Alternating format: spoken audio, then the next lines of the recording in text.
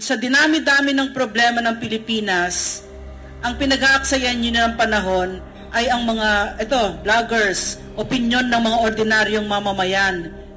Diba? So,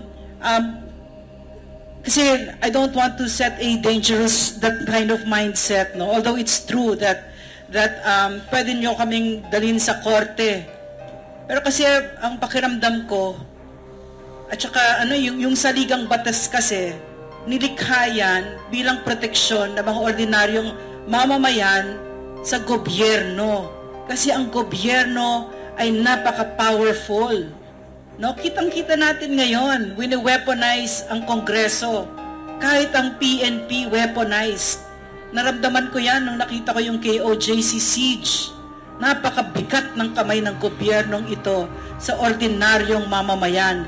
Na yung mga karapatan namin na very sacred, no? Nandyan na sa saligang batas, kahit yon tinatanggal ninyo.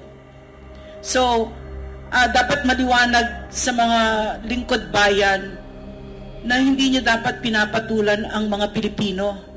Dapat ang tingin nyo dyan, katulad nung pagtingin namin, nung panahon namin, inaaruga, pinagsisilbihan, minamahal.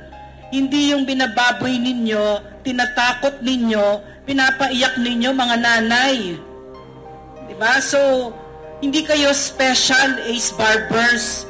Mga trabahante lang kayo sa gobyerno.